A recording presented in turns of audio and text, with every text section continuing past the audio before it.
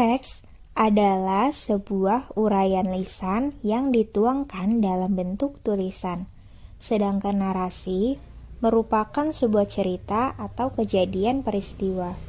Maka, teks narasi adalah teks yang berisikan serangkaian peristiwa secara kronologis dan jelas.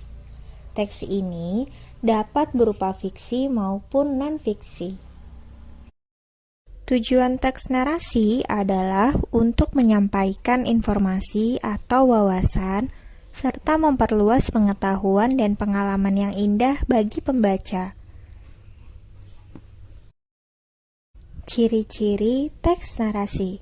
Yang pertama, memperlihatkan unsur perbuatan atau tindakan. Yang kedua, disusun dalam urutan waktu. Yang ketiga, ada konflik. Yang keempat, berwujud cerita terkait peristiwa atau pengalaman menulis. Yang kelima, memiliki nilai keindahan atau estetika.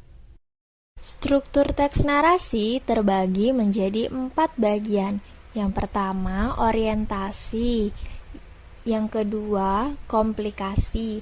Yang ketiga, resolusi. Dan yang keempat, koda. Jenis-jenis teks narasi. Yang pertama, teks narasi informatif. Teks narasi informatif merupakan teks narasi yang bertujuan untuk menyampaikan informasi secara tepat mengenai sebuah peristiwa. Yang kedua, teks narasi ekspositoris. Teks narasi ekspositoris merupakan teks narasi yang bertujuan untuk menyampaikan informasi mengenai kisah hidup seseorang. Yang ketiga, teks narasi artistik.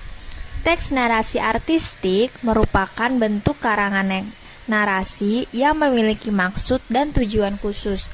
Biasanya, teks narasi artistik bertujuan untuk menyampaikan amanat kepada pembaca. Yang terakhir, teks narasi sugestif. Teks narasi sugestif merupakan teks narasi yang bertujuan untuk memberikan sugesti kepada pembaca. Yang pertama, menggunakan kata penghubung penanda waktu seperti pertama-tama, kemudian, sehingga, akhirnya, ketika, dan sebagainya. Yang kedua, menggunakan kata benda, kata sifat, atau klausa sesuai dengan topik.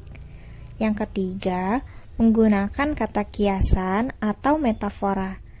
Dan yang keempat, menggunakan kata kerja transitif atau intransitif.